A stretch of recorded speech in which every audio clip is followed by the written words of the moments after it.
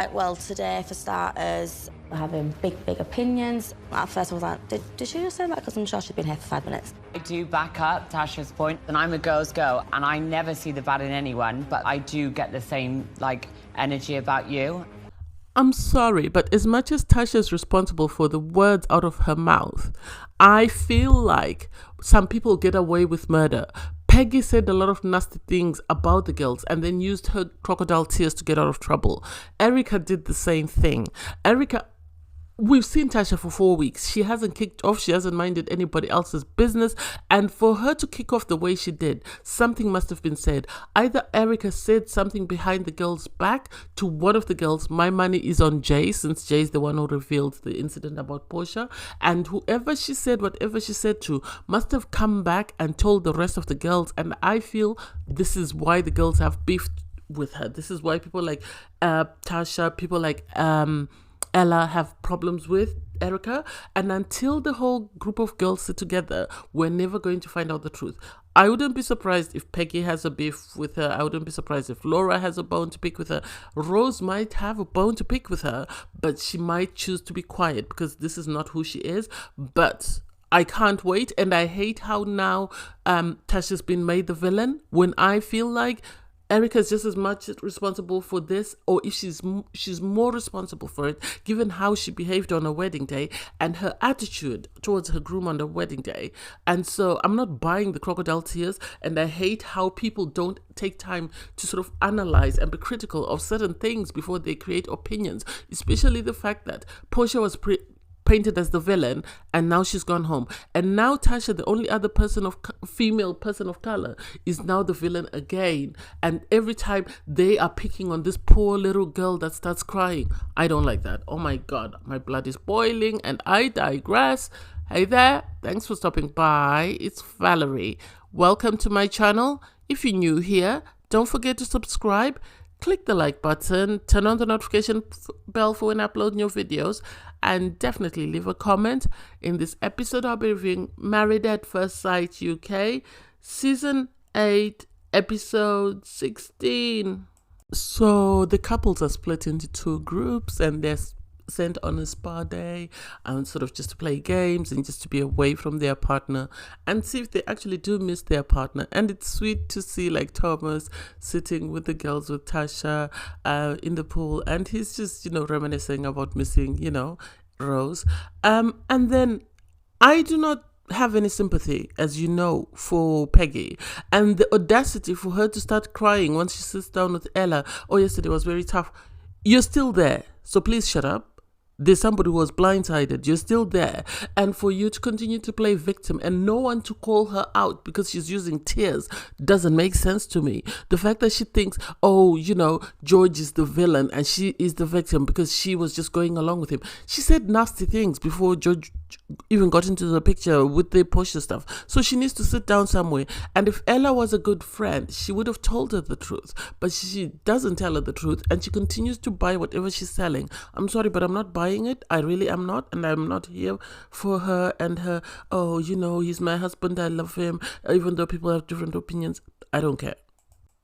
You have Nathaniel sitting down with George and having a conversation, and it's like, please, why do George and Peggy feel the need to sort of make it seem like somebody caused the rift in their marriage?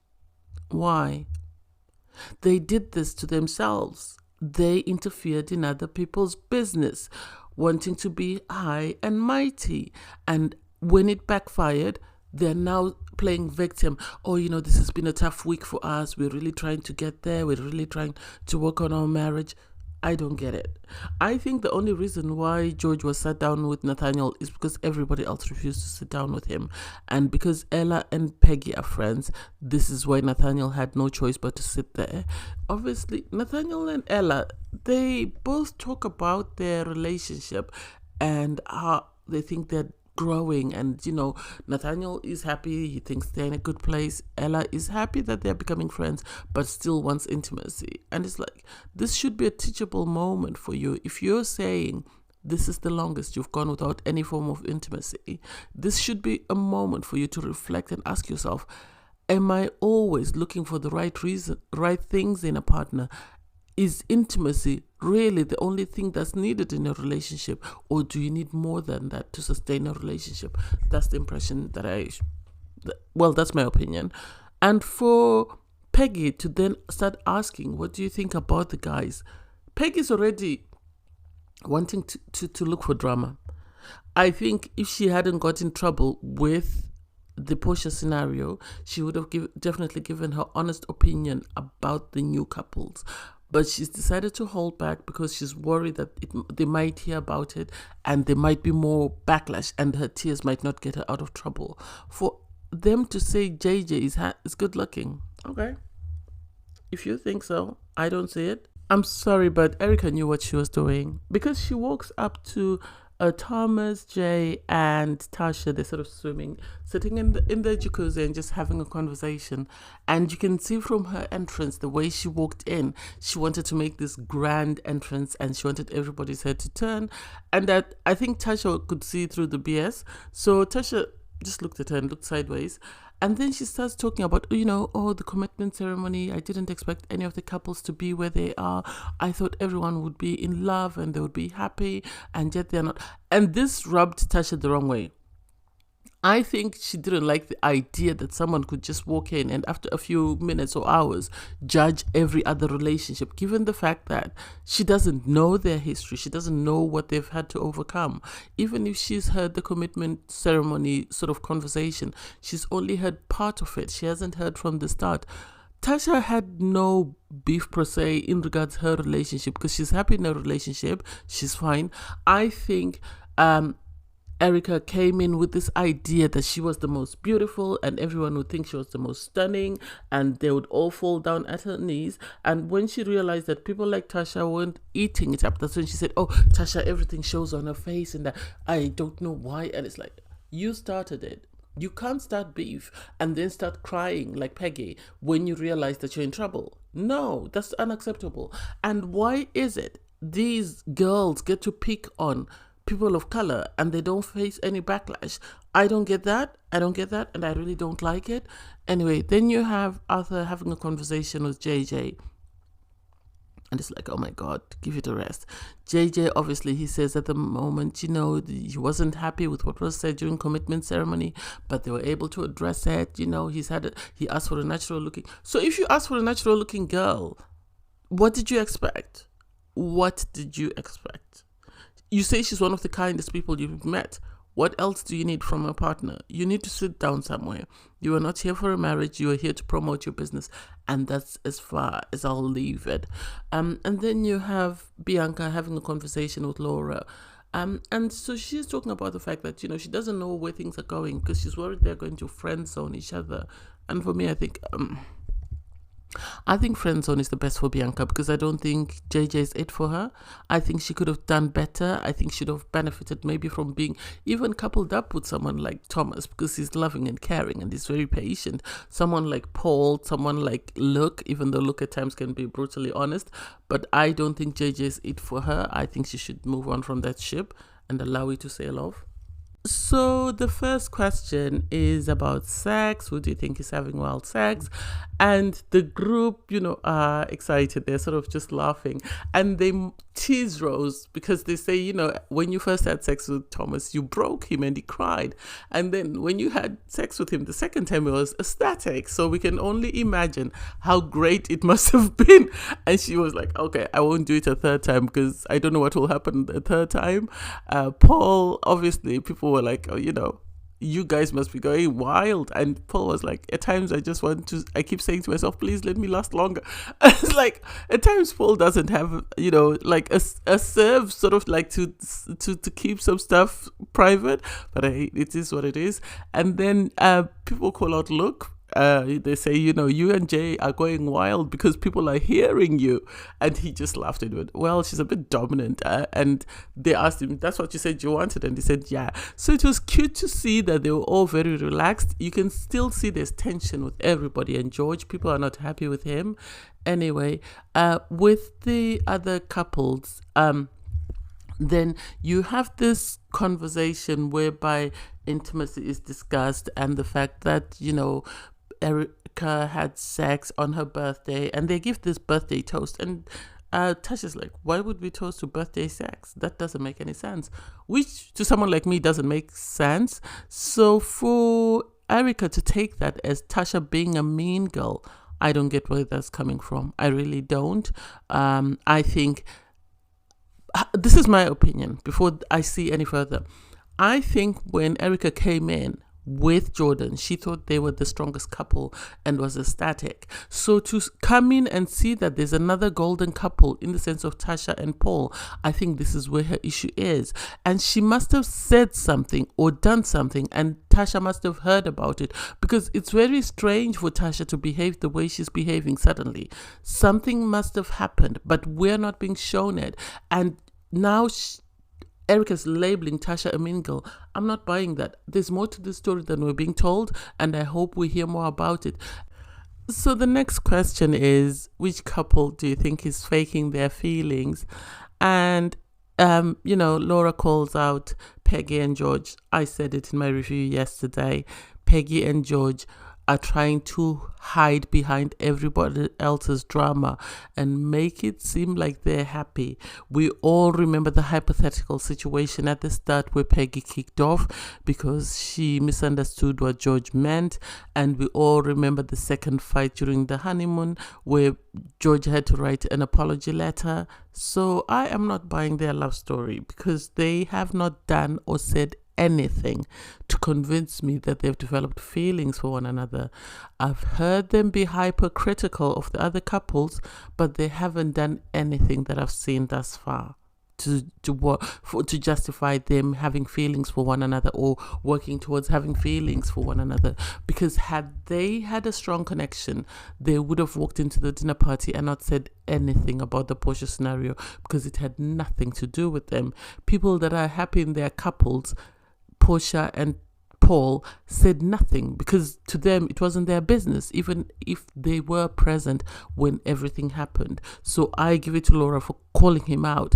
And for Nathaniel to say that, oh, George is making amends. Now, I like the fact that he said, you're both responsible 50-50, but for him to say he's making amends, it can't be overnight. He has a lot of work to do to win everybody else's trust.